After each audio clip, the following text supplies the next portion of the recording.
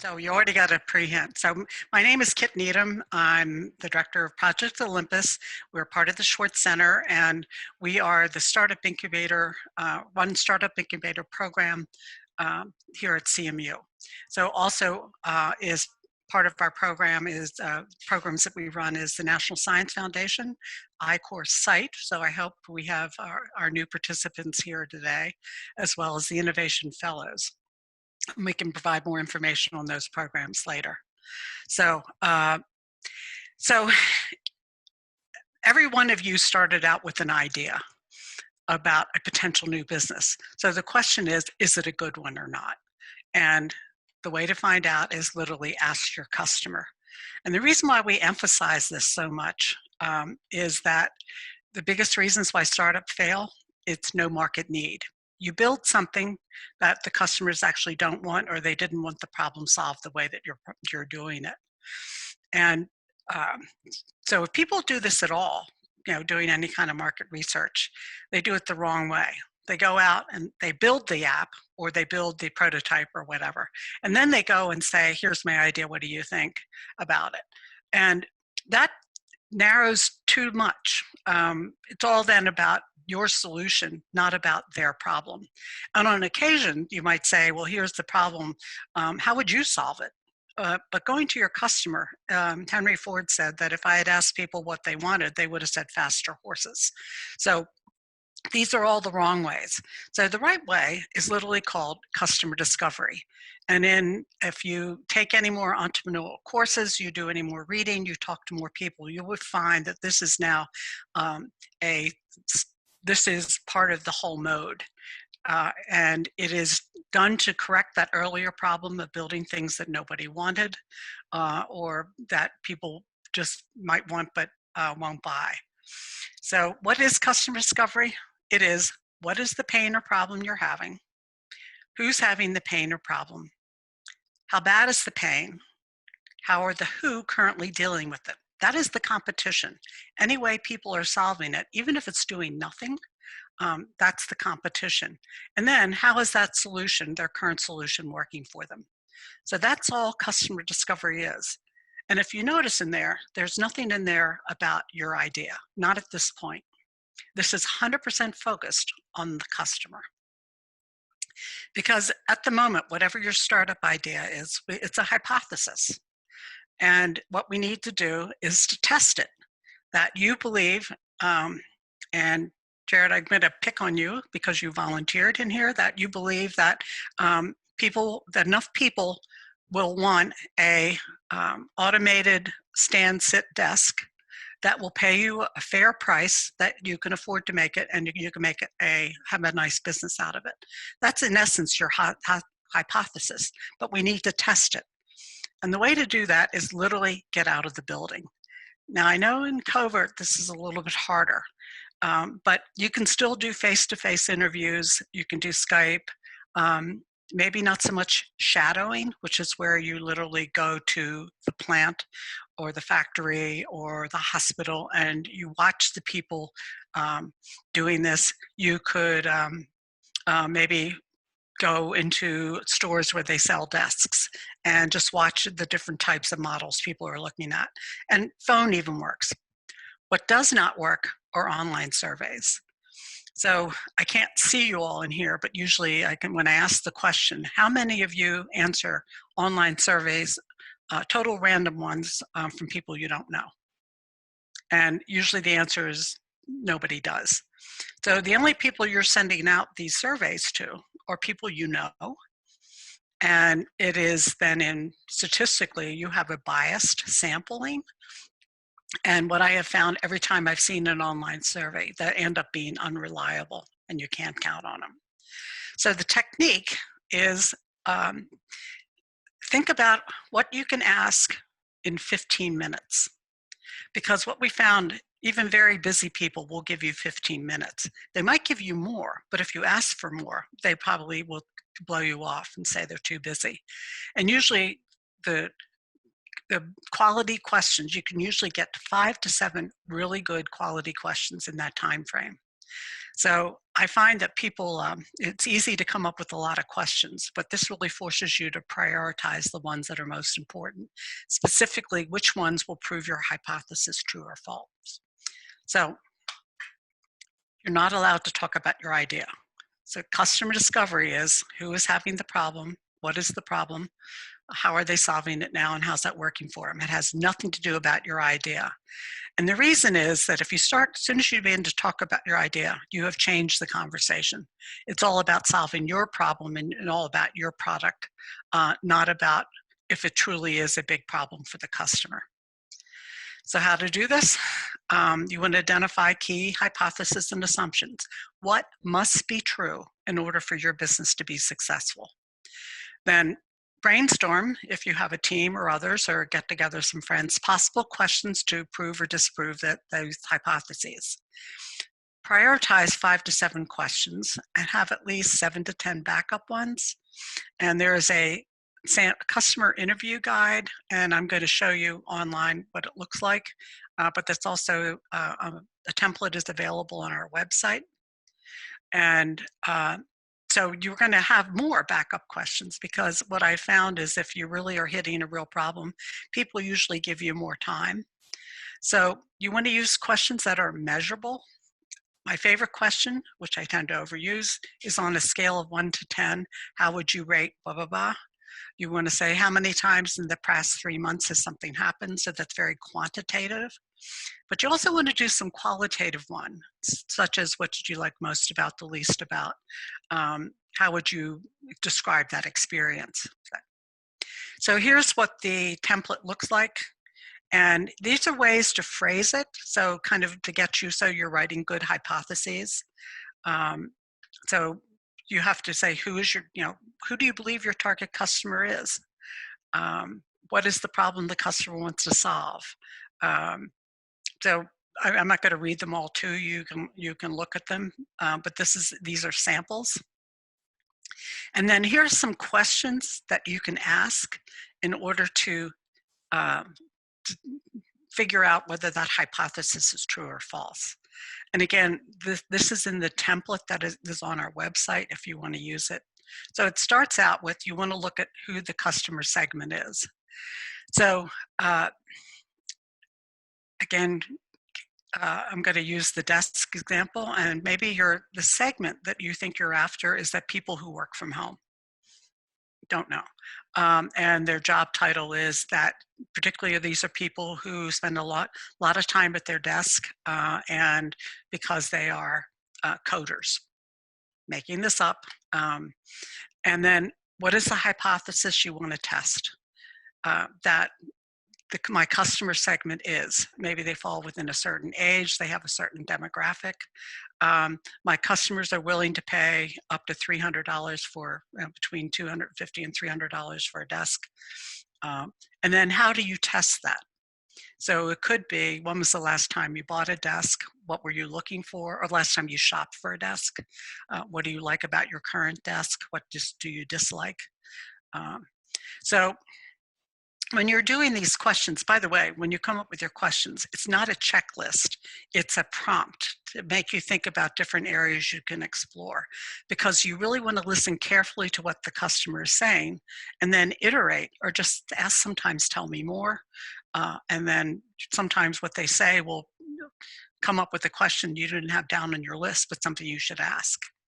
So always ask, how are you solving it now, or tried to solve the problem in the past? Because that is truly the competition. And then after they do that, ask on a scale of 1 to 10, how would they rate that solution? And then why did they give it that number?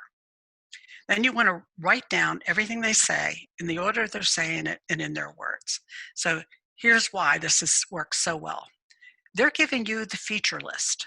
So let's just say that you're going to write a software program, and you believe that the following 5 features are the most important things in order for you to have a minimal viable product. But if they're telling you the current solution and that feature doesn't show up, then you may need to test how important that feature is. So they're giving you not only what they like or what they don't like, but they also give you the priority.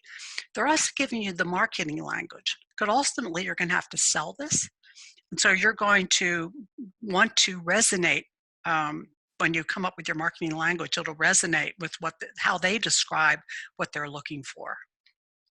And they'll also tell you, give you deeper knowledge of the competition. Let me just talk a little bit more about that feature list. So there was a long time ago, Reed Hastings, who was the founder of LinkedIn. Excuse me, I got the wrong Reed. Hold on. The founder of LinkedIn was on a panel, and this is 6 or 7 years after LinkedIn had been launched and has been used by millions of people around the world. And he said when they first started off, they had literally five features that they thought were essential for the minimal viable product for LinkedIn. And he said that we had developed 4, but we were running out of money. So that would mean that he would have to go out and raise more money, which he hated to do, because every time you do that, you give away part of your company. It would slow down development. And when they were afraid, they had heard rumors that something similar to what they were doing, some people were working on it. But the team was adamant that the 5 features were necessary in order to have a true experience. So there was that trade-off, going out, spending time raising money, giving away part of the company versus did you have to have the 5 features? And so he went home and he said he slept on it that night, and he came back and he told the team, I said, we're launching with 4. And the team almost mutinied. They thought it's totally wasted their time on this product. And he said, well, too bad, I'm the CEO, I've got the majority shares, we're launching with 4. So he's on this panel 7 years later, and he said, you know what? We never did the 5th feature. So this is before customer discovery, before they actually validated with the customer. This was just sort of 5 people sitting around thinking what was important. So here's the other magic. Listen for the unexpected. So occasionally they'll bring up something you weren't expecting but seems relevant, and just ask and say, tell me more. And if there seems to be substance, include it in future interviews, and then go back and ask past interviewees. So because this is where the pivots happen. So pivots are not a good thing, particularly after you've spent some time and money building something. So doing customer discovery the right way will help to prevent or avoid these pivots. And I will tell you that I have been doing, since I've I think, perfected this customer discovery methodology, and I work with over 100 teams a year, 100% of them, 100% end up doing something different as a result of doing customer discovery the right way than what they initially thought they were going to do. So saving them time and money. So I'm going to give you an example. It was a startup called Smart Bell. And it was 3 workout buffs that were the type that when they went to the gym, every time they went, they wrote down the equipment they were on, the strength mode of it, the number of reps they did, and one of them kept in a little notebook. Somebody used something on their phone, but it was totally annoying. And what they wanted to do was have a little sensor that they would sell to a consumer who would then put the sensor on the different equipment, and the equipment would know how many reps were being done and possibly the strength. So there were 2 MBA types plus an engineer who thought that they could do this. And they had come in and they were all excited. They had sent out a survey online and came back, and everybody thought it was a great idea. I said, okay, we're going to try this a little differently. We're going to change your questions a little bit. And then what I want you to do is I want you to go down to the CMU gym. I'm going to go over to the Pitt gym.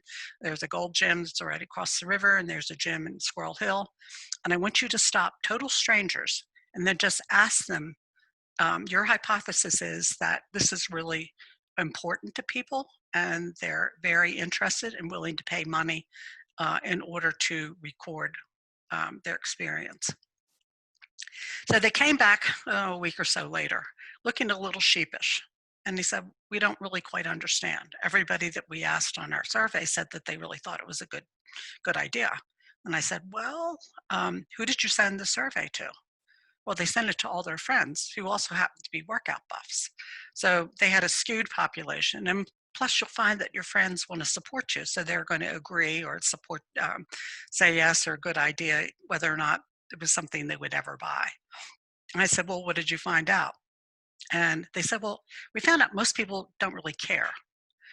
For example, they say I go into the gym and I have my routine. I go use the same equipment and I do the same amount of reps. I might, mix it up a bit too, but I don't have to record it because I do the same thing. There were some that actually cared and did actually make an effort. How are you solving it now? And they actually had some solutions, which they didn't like very much, but it wasn't very many people. But what they independently heard each time people brought up and saying, it's not about what I do on the machine, it's getting on the machine. There's always, it seems to be a line, or I have to wait and I'm trying to keep my heart rate up. Apparently something particularly about leg machines was where one of the big holdups was. And they all heard it. People just brought it up independently. I said, okay, we're going to then look at a different segment here. Go talk to the managers or the owners of these gyms and find out if this is a problem for them. So we came up with some hypotheses that it was a big problem and questions to test that. And turns out that this was a universal problem for most of the gym owners and managers. And for example, one said, oh my God, when they asked him, how many complaints a week do you get? And he said, it's enough to make me quit because people get angry and they say, why don't you buy another leg machine? And he said, first of all, they're expensive. Two, he said, I don't have infinite amount of room. In order to put another one in, I have to take something out. And the reality is, I have no idea, other than sort of walking around, how much these things are being used or not used. And he says, and on top of that, he said, wait till one of them breaks down. Said, to take your car in after 7,000 miles and get the oil change and get the tune-up. I said, I have no idea. I have nothing, no data at all on when I should be bringing in the people to tune, tighten the belts and do the oils or whatever they do. And he said, and it just drives me nuts. And I would pay for it. Da-ding. So this is the first time but that they said, and it seemed to be pretty universal. So we did more surveys on that and kind of refined it. And finally, the engineer says, oh my God, this is so much easier problem to solve. All we have to do is buy these little cheap sensors and put them on each of these machines, connects all to the existing Wi-Fi, and I can create the Yelp for all the equipment in the gym so that anybody who's a member can log in and they can see when these machines are at maximum use and when they're empty. And they can plan their visits accordingly. So they went and did some more interviews with some of the gym goers and found out that they did have some flexibility in time, and many of them had tried coming at a different time. But in this case, they would have more certainty about when would be the best scheduling. So what has happened just by doing these interviews, they went from a business to consumer hypotheses to a full business to business hypothesis customer segment where they're selling into the gyms, which is actually an easier thing to do because you get into one gold gym than it's a nationwide chain. It would happen and it makes your sales process so much easier. Plus, as the engineer said, the solution was so much easier to build than their original idea. And happily, we caught them before they had built anything. So hope that convinces you. So how to interview. You plan who you want to interview. And we call them stakeholders. So usually, like in the gym, the buyer and the decision makers can be something obviously different than the users. The users are obviously the customers. The influencers could be the manager who says, can go talk to the owner and said, you should buy that. But you need to figure out specifically who are the people that are involved. Sometimes it's really easy if it's just a consumer, but on the other hand, you get into a business and there can be many different people. what you want to focus on, at least in your initial interviews, is the user and also the decision maker, even though sometimes the user and decision maker is the same. So let's just say you're selling some sort of smart watch. Well, the user is also going to be the buyer or the decision maker. So let's just say you're going into the corporate world, though, and you don't know who you should interview or who all the companies that are involved. So I just have some site maps that literally, if you go in and do drone industry map, these types of things come up, and you're going to find companies that you've never even heard of before, but it will give you an idea of not only who they are, but where they fit into the ecosystem. Here's one on fashion. Here's one on chemicals that somewhere, depends on what the supply chain is. Self-driving autos. There are trade associations that you can look and you can see who the members are. And this is also helps you, sometimes you can find out who the members are. They'll get you to the person that you need to talk to. Here's one on batteries. So these, and it did not take me long to find these. It took me less time to find them than it took me to actually add them to the presentation. So to get started, you want to give them an idea. I'm doing some research on office equipment and what people like.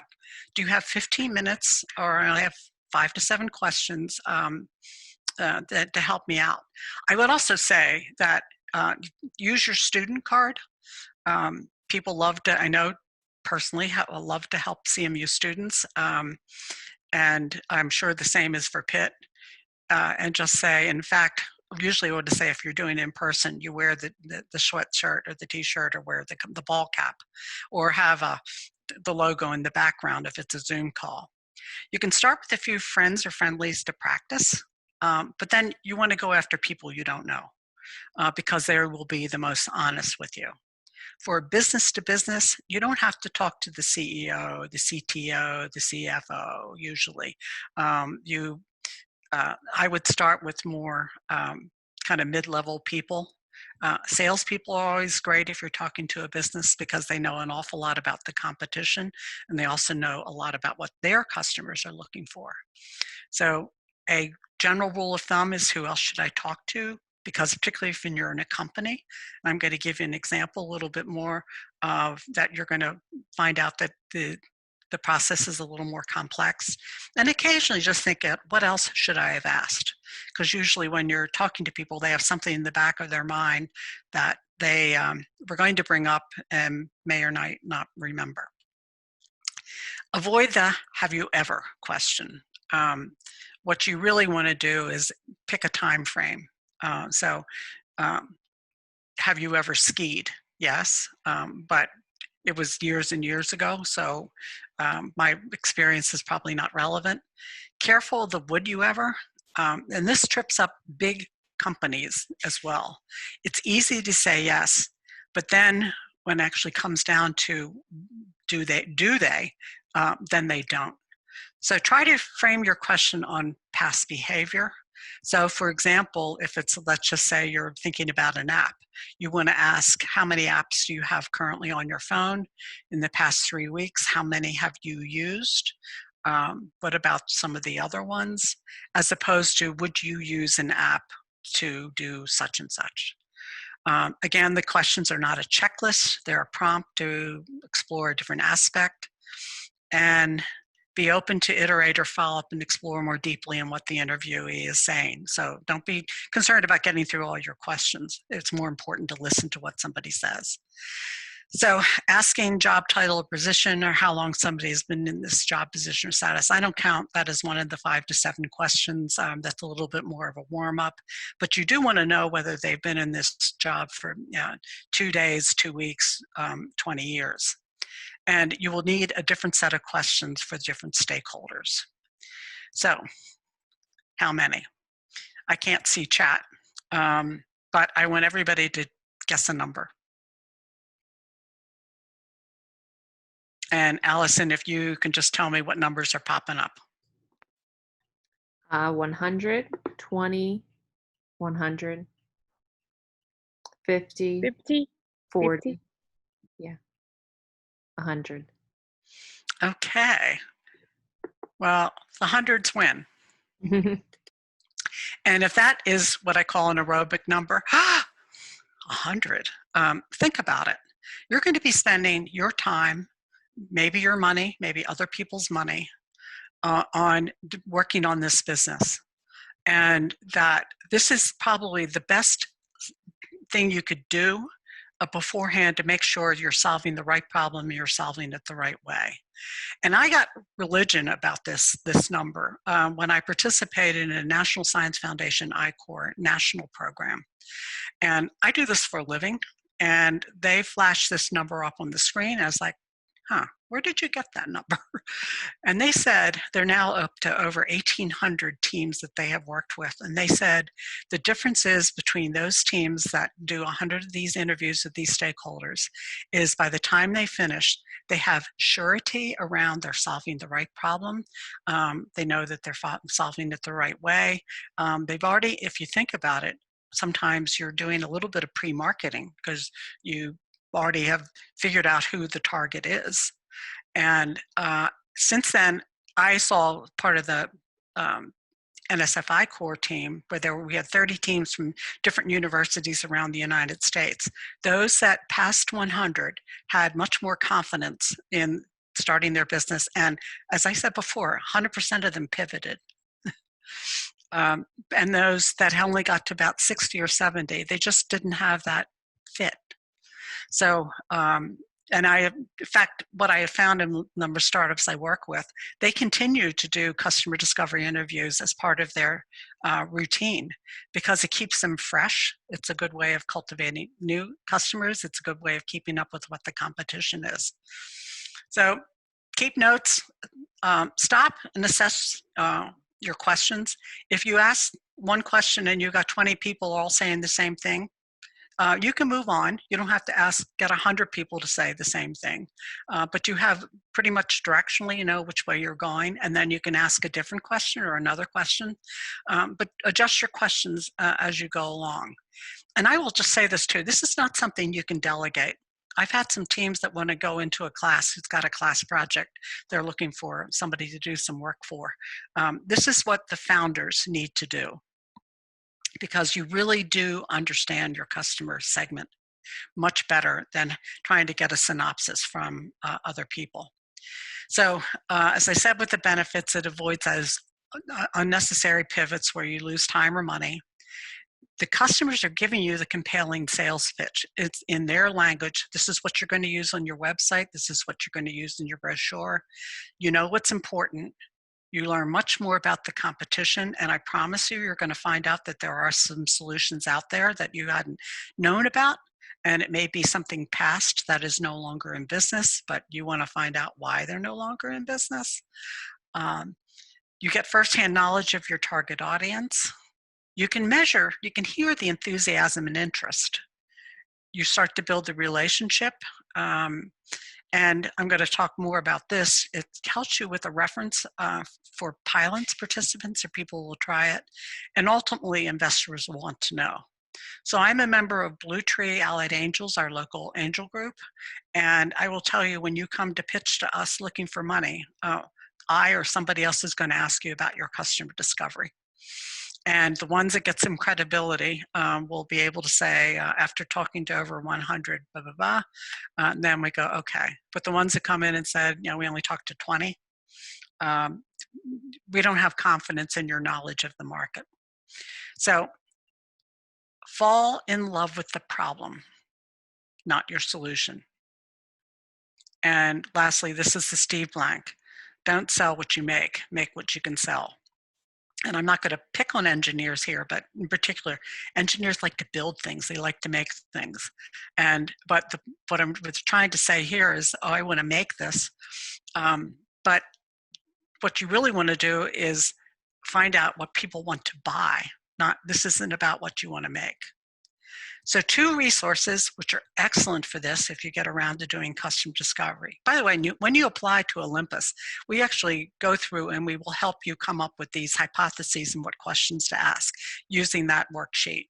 And strongly encouraging you to read these Talking to Humans it's a pamphlet. I read it over lunch, but it gives you all sorts of hints, for example, on how to structure the email, how to describe what you're trying to do in a way that gives them the gist or make them want to sign up to help you.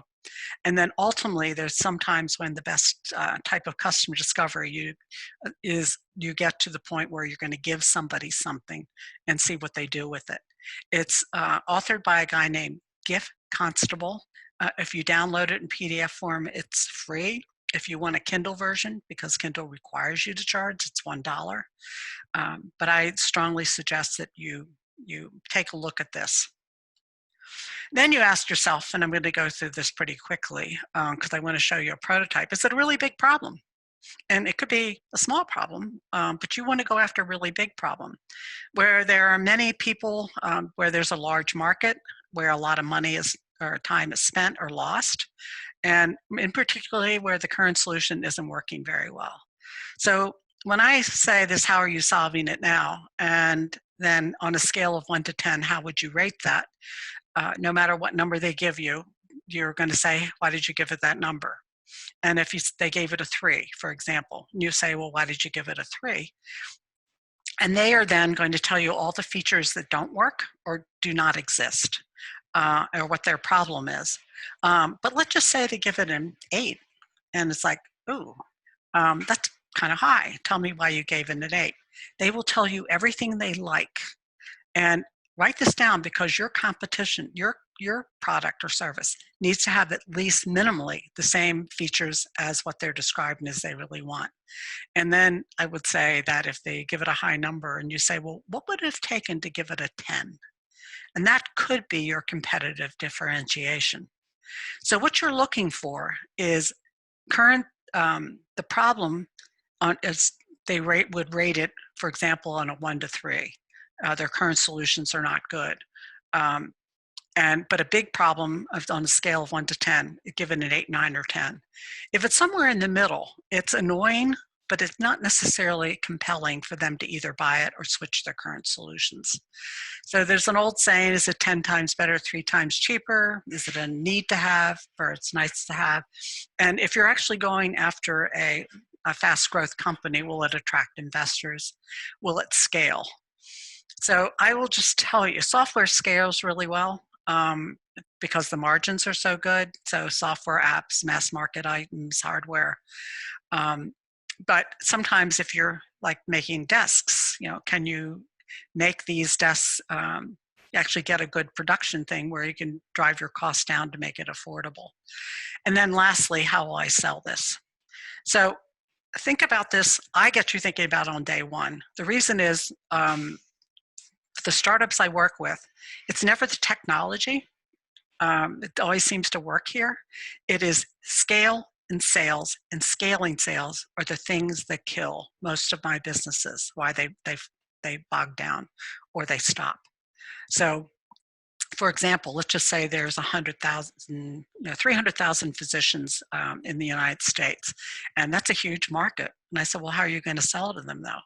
You're going to go around door to door, you're going to mail them a pamphlet, or you're going to call them on the phone. So it's very hard to scale sales for a type if the market is fragmented. So we get you thinking about that day one. So because you're going to have to address that. So after you finish your customer discovery, where 100% is about the problem that your target customer is having. So you want to know, you're feeling your certainty that you're solving the right problem. The second phase of this is, okay, I'm solving the right problem, but am I solving it the right way? And lastly, of course, the last phase is actually customer acquisition, which is a whole nother topic. So the way you do customer validation, you want to go back to those who interviewed who were the most interested or helpful. And so you just say, you were very knowledgeable, very helpful, and I listened, and I learned that you have the problem with X, Y, and Z because you just looked at your notes that you had taken during the interview. Would you mind taking a look at the solution and give me some feedback? And I will tell you that, again, of those who do customer discovery correctly and have taken their notes on this too, at least one will ask if they can try it. And that is gold. You have a reference customer. And in some cases, I have learned that some of these people will even pay for the pilot or to try it. So I'm going to pause here and see if there are any questions, because the next thing I'm going to do is I have a case study. We have one question in chat. Should we aim for a total of 100 customer interviews or 100 interviews for customer segment? 100 customer interviews. So here's what will happen. If you can remember the case with Smart Bell, they started out thinking they were interviewing, that there was going to be a business to consumer sales. And so they went and they interviewed, there were 3 of them. So they got in a good 25 interviews, just going to talk to random gym users. And they were just consistently hearing over and over again at different gyms that nobody was overly interested in the whatever. So then we shifted to the customer segment, which was the business managers. And there they went around and were able to talk to many more gyms. This coincided with a spring break. And so I said, well, go back to wherever you're all from and go talk to some gym owners in your hometown, because this is not just a Pittsburgh solution. You want to have a nationwide solution. And they then talked to, and they found out that the different questions for the gym manager versus the different questions for the gym owner, if it was somebody different. And what they found out, like in chains, that the decision was not going to be made by whoever was managing the gym. It went to like a regional manager. So I over answered that to some extent, but what I was just saying that it usually takes at least 100 interviews where you probably have multiple segments within that 100. But don't feel like you have to stop after 100. You'll know. You'll have this sense that, okay, this is all beginning to gel. Hi. So, oh, sorry. Yeah, right. I have a question. Go ahead. Yeah, I have actually 2 questions. One is regarding customer discovery. I understand this notion of finding the problems and the pains that customers have, but I wanted to ask, like, what if the customer doesn't know what they want? Like, as one example, like for example, for electric cars, it could be the case that if a decade ago you go and ask customers, they wouldn't like give you answers that could direct you to go to make an electric car that can sell. They might get to like other directions, like having fancy cars, but not necessarily electric. Okay, So yeah, so in that's one question. Should I ask the other question just after that, or? Go ahead. Yeah, my next question is, from your experience, do you think is it a better idea to go for big problems that there are also like big competition, or going for niche markets that you don't know, there is maybe no competitor in there, but you also don't know if it is a big important, like if it is an important thing for other people? Well, the answer to the second one is it depends. I mean, there's all sorts of factors in there. If it's a smaller market, but on the other hand, the price point that people are willing to pay is huge, then maybe. On the other hand, it depends on how well you can, but you do need to be able to differentiate yourself from the current solution. So it depends on how different you are and how valuable your differentiation is, which leads me back to I think the first question. So depending on how you're asking the question, and we'll use the electric car one there, find out what people value.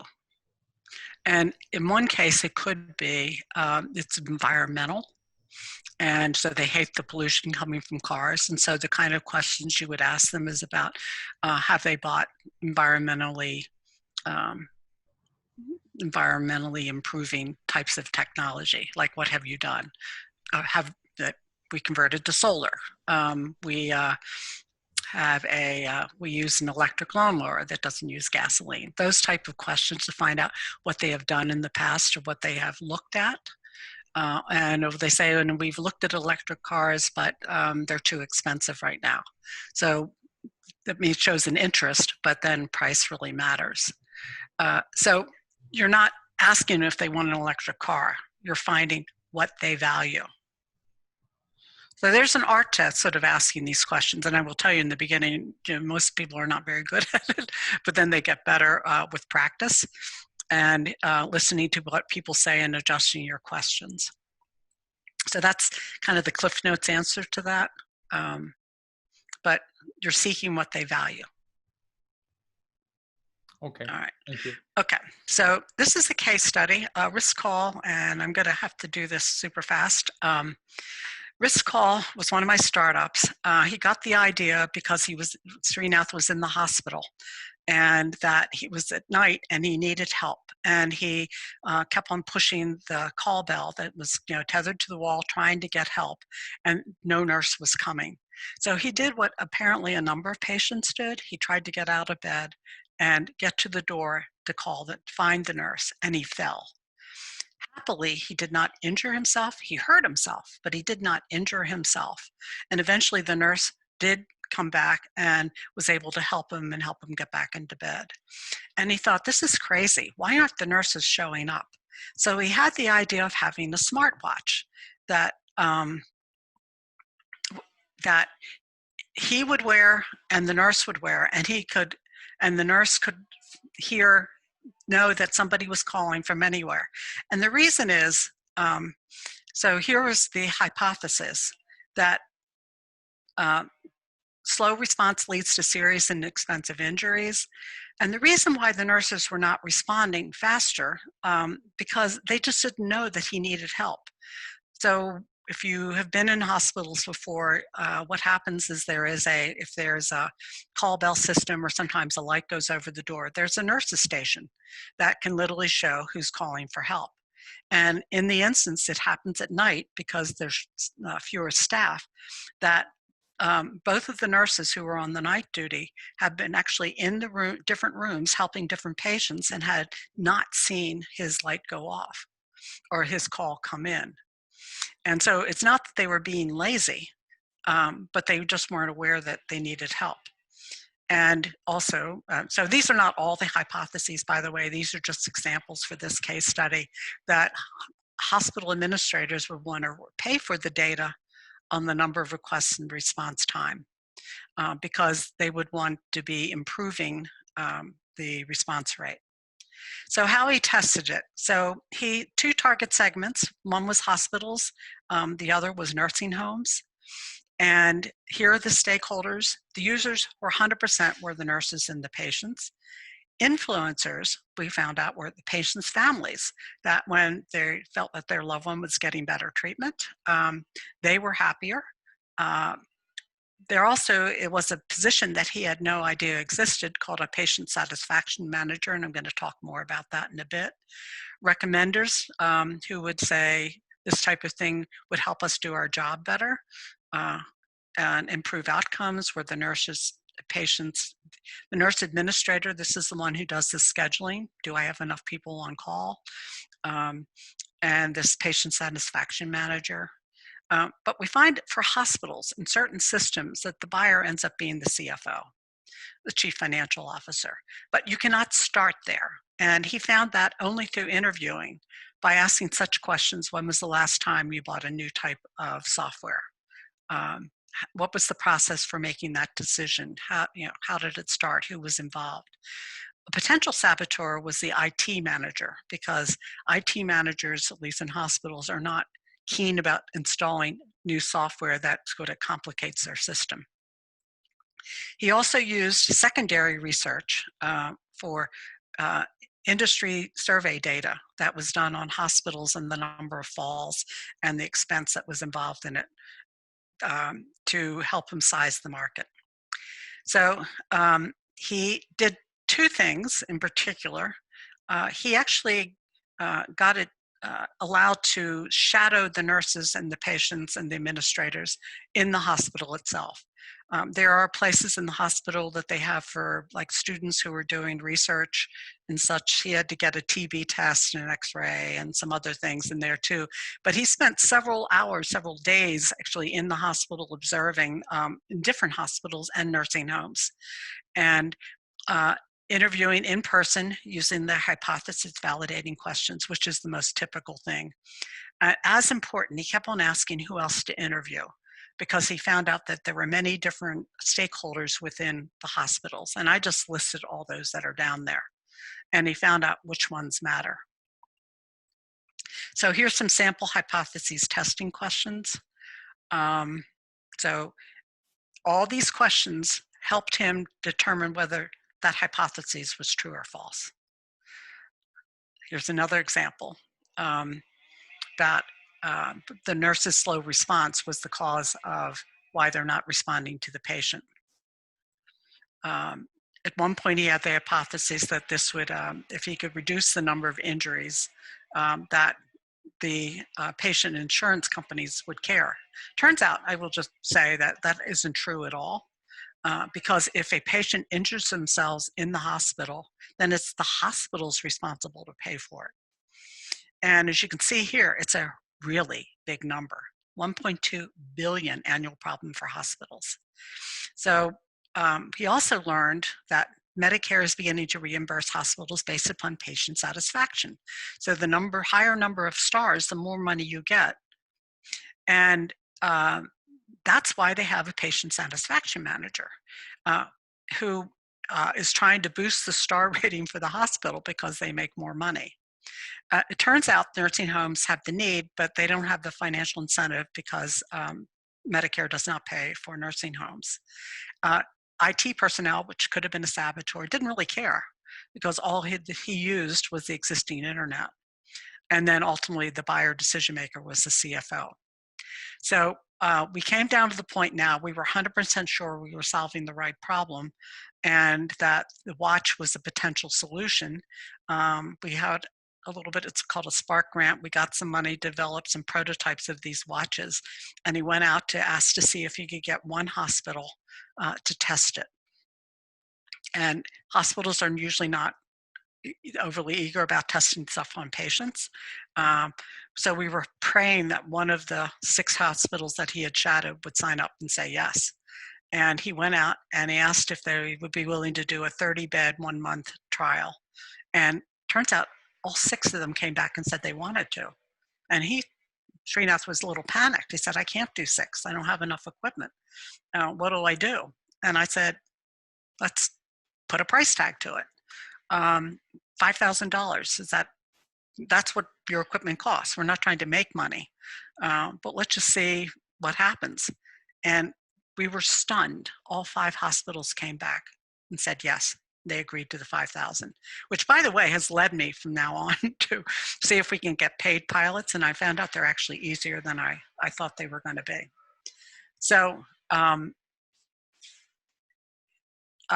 I have done this before. If anybody wants to, you can put in your, we're not going to have time for this. I've got like 4 more minutes. I have one more example that's in here. I'm not going to go through it just because I want to take more questions.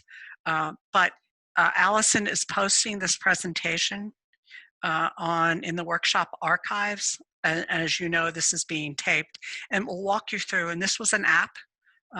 This was a capture the flag that they were going to actually put as an app on the phone, and went through their customer discovery, and they did it in some cases some of the best jobs ever, but they tripped up on one area, and it was one question, either I didn't catch it or else they changed it when we were discussing it. So I'm going to pause. We have 3 minutes or something. I'll